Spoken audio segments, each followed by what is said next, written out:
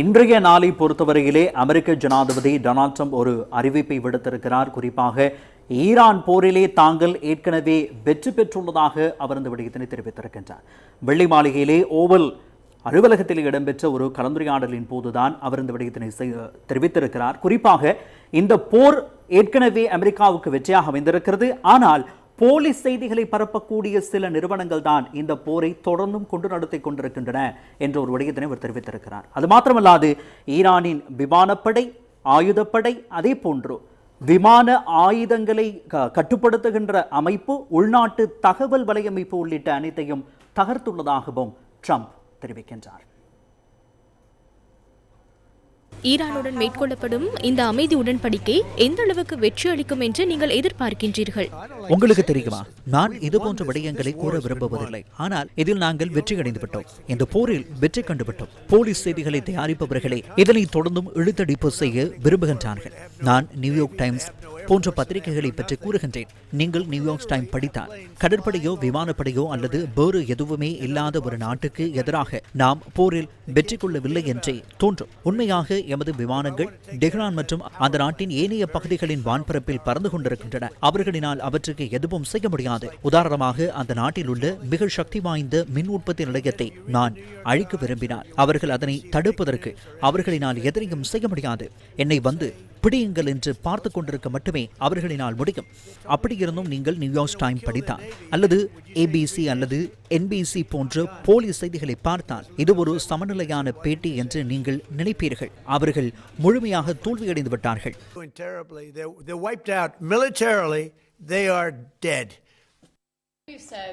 நிர்வாகத்தை சேர்ந்த ஒரு குழு ஈரானுடன் பேச்சுவார்த்தை நடத்தி வருவதாக நீங்கள் கூறினீர்கள். அந்த பேச்சுவார்த்தைகளுக்கு துணை ஜனாதிபதி தலைமை தாங்குவதாக செய்திகள் வெளியாகியுள்ளன. அந்த தகவல் உண்மையானதா? ஆம், அவர் அந்த விடயத்தில் ஈடுபட்டுள்ளார். JD அதில் இணைந்துள்ளார், மார்கோ இணைந்துள்ளார் மற்றும் ஜெரட் குஷ்னர் இணைந்துள்ளார். மிக திறமையான நபர். ஸ்டீவ் விட்காஃப் மிகவும் திறமையானவர், அவரும் இணைந்துள்ளார். அதேபோல் நானும் இணைந்துள்ளேன். நான் எந்த அளவுக்கு தலையிடுகின்றேன் என்றால், அதை பற்றி நான் பேச தேவையில்லை. நான் அமெரிக்காவின் ஜனாதிபதி. நாம் அவர்களின் அனைத்து தலைவர்களையும் கொன்றுவிட்டோம். பின்னர் அவர்கள் புதிய தலைவர்களை தெரிவு செய்வதற்கு கூடிய போது நாங்கள் அவர்களை கொன்றோம். இப்போது எங்களிடம் ஒரு புதிய குழு இருக்கிறது.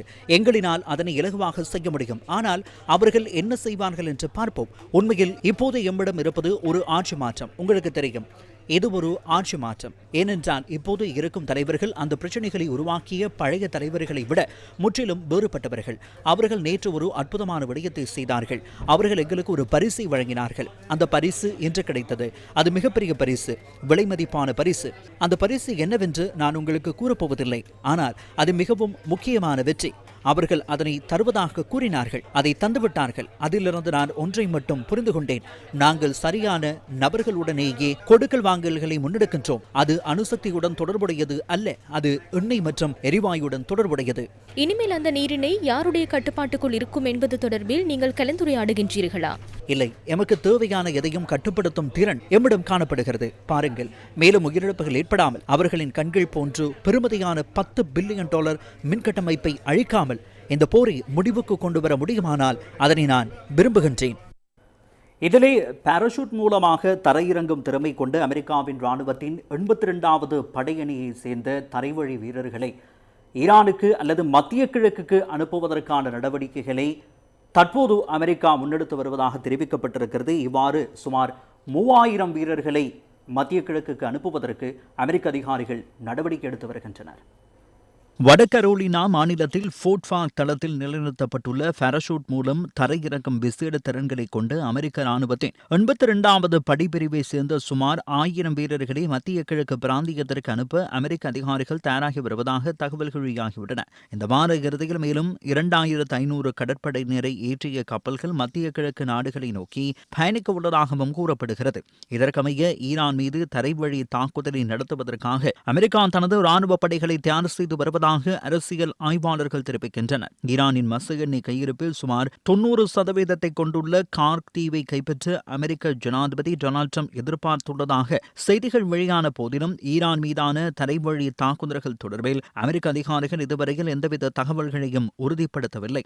ஈரானின் தெஹ்ரான் பல்கலைக்கழக பேராசிரியர் ஃபவுத் இசாதி இந்தியாவின் NDTV செய்தி சேவையுடனான நேர்காணலின் போது அமெரிக்கா மேற்கொள்ளக்கூடிய தரைவழி தாக்குதல் தொடர்பில் கருத்து தெரிவித்துள்ளார். அமெரிக்கா முன்னெடுக்கும் எந்தவொரு தரைவழி ஆக்கிரமிப்பையும் ஈரானிய ராணுவம் வரவேற்கும் என அவர் கூறியுள்ளார். அதிவேகத்தில் பறக்கக்கூடிய F-35 போர் விமானங்களுடன் ஒப்பிடும்போது தரைப்படை வீரர்களை குறிவைத்து தாக்குவது எளிதானதாக காணப்படும் எனவும் அவர் கூறுகின்றார். இஸ்ரேலும் அமெரிக்காவும் இதுவரையில் ஈரானுக்கு ஏற்படுத்திய இழப்புகளுக்கு நட்டையீடு வழங்க வேண்டும் எனவும் அவர் தெரிவித்துள்ளார். ஈரானுக்கு ஏற்பட்டுள்ள நட்டத்தை ஈடுகட்ட ஓமோஸ் நீரிணை ஊடாக பயணிக்கும் கப்பல்களிடமிருந்து போக்குவரத்து கட்டணங்களை வசூலிக்க வேண்டும் எனவும் அவர் இதன்போது சுட்டிக்காட்டினார்.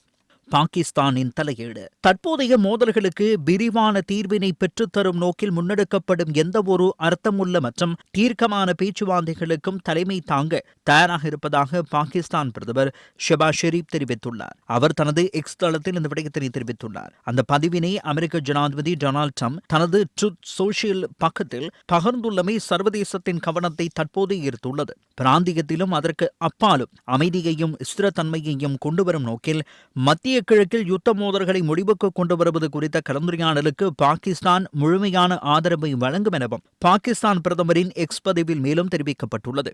ட்ரம்ப் மோடி கலந்துரையாடல். இதற்கிடையில் மத்திய கிழக்கு மோதல்கள் ஆரம்பமானதன் பின்னர் முதன்முறையாக அமெரிக்க ஜனாதிபதியும் இந்திய பிரதமரும் தொலைபேசியூடாக கலந்துரையாடலில் நேற்று ஈடுபட்டனர். அமெரிக்க ஜனாதிபதி டொனால்ட் ட்ரம்ப் தமக்கு தொலைபேசி அழைப்பை மேற்கொண்டதாக இந்திய பிரதமர் நரேந்திர மோடி எக்ஸ் பதிவொன்றில் தெரிவித்துள்ளார். அமைதி ஸ்திரத்தன்மைக்கான முயற்சிகளில் கவனம் செலுத்த இருதரப்பும் இணக்கம் தெரிவித்துள்ளதாக சர்வதேச ஊடகங்கள் தெரிவிக்கின்றன. ஓமோஸ் நீரிணையினை திறந்து வைப்பதன் முக்கியத்துவம் உள்ளிட்ட மத்திய கிழக்கில் தற்போதைய நிலவரம் குறித்து அவர்கள் கலந்துரையாடியதாக இந்தியாவுக்கான அமெரிக்க தூதுவர் செர்ஜியோ கூர் தெரிவிக்கின்றார். ஓமோஸ் நிலவரம். ஈரானிய அதிகாரிகளுடன் ஒருங்கிணைந்து செயற்படும் நாடுகளை சேர்ந்த கப்பல்கள் ஓமோஸ் நீரிணை ஊடாக பயணிக்க முடியும் என ஈரான் தெரிவித்துள்ளது. இது தொடர்பாக ஐக்கிய நாடுகள் சபையின் செயலாளர் நாயகம் ஆண்டனியோ குட்டீரஸ் மற்றும் ஐக்கிய நாடுகள் பாதுகாப்பு சபைக்கும் ஈரானிய வெளிவிவகார அமைச்சு அறிக்கை ஒன்றினை அனுப்பி வைத்துள்ளதாக ராய்ட்டர்ஸ் செய்தி சேவை தெரிவிக்கின்றது. அமெரிக்கா அல்லது இஸ்ரேலுக்கு சொந்தமான கப்பல்களும் அந்த நாடுகளுக்கு ஆதரவளிக்கும் நாடுகளின் கப்பல்களும் ஓமோஸ் நீரிணை ஊடாக பாதுகாப்பாக செல்ல தகுதியற்றவை என ஈரானின் குறித்த அறிக்கை தெரிவிக்கப்பட்டுள்ளது. வடகொரியா. இதேபோல ஈரான் தொடர்பான அமெரிக்காவின் நடவடிக்கைகளை சுட்டிக்காட்டி அணுசக்தி திட்டங்களை விரிவுபடுத்தும் தீர்மானத்தினை வடகொரிய தலைவர் கிம் ஜாங் உன் நியாயப்படுத்தியுள்ளார். ஜனாதிபதி டொனால்ட் ட்ரம்பின் வெளியுறவு கொள்கையினால் வடிவமைக்கப்பட்ட உலகில் ஒரு நாட்டின் பாதுகாப்பு என்பது வலுவான ராணுவ பலம் இருந்தால் மாத்திரமே தீர்மானிக்கப்படும் எனவும் கிம் ஜாங் உன் தெரிவித்துள்ளார். வடகொரியா இனிமேலும் அச்சுறுத்தல்களுக்கு உள்ளாகி இருக்கும் ஒரு நாடு அல்ல என்பதனை தன்னால் உறுதிப்படுத்த முடியும் எனவும் தேவைப்பட்டால் அச்சுறுத்தலை ஏற்படுத்தும் வலிமை வடகொரியாவிடம் தற்போது காணப்படுவதாகவும் அவர் சுட்டிக்காட்டினார். பிரான்ஸ்.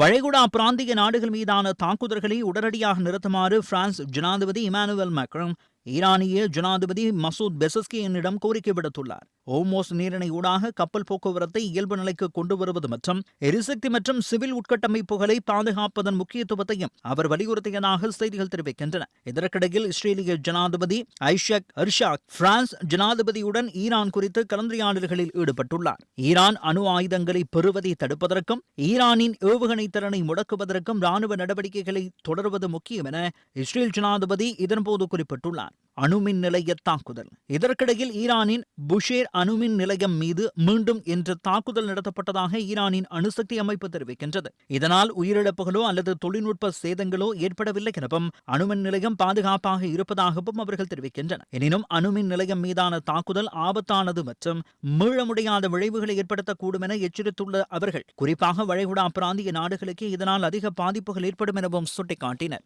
எரிபொருள் நெருக்கடி. இதனிடையே குவைத் சர்வதேச விமான நிலையத்தில் தீ விபத்து ஏற்பட்டுள்ளது. விமான நிலையத்தின் இலக்கு வைத்து மேற்கொள்ளப்பட்ட ட்ரோன் தாக்குதலால் குறித்த தீ விபத்து ஏற்பட்டுள்ளதாக சர்வதேச ஊடகங்கள் தெரிவிக்கின்றன. குவைத் சர்வதேச விமான நிலையத்தின் எரிபொருள் தாங்கி ஒன்றை குறிவைத்து இந்த தாக்குதல் நடத்தப்பட்டதாக குவைத் சிவில் விமான போக்குவரத்து ஆணைக்குழு தெரிவிக்கின்றது. ஈரான் மீதான யுத்தம் தொடர்ந்தால் அடுத்த மாதம் ஐரோப்பிய நாடுகள் எரிபொருள் தட்டுப்பாட்டை எதிர்கொள்ள நேரிடும் என ஷெல் நிறுவனத்தின் தலைமை நிர்வாக அதிகாரி வயல் சமான் தெரிவித்துள்ளார்.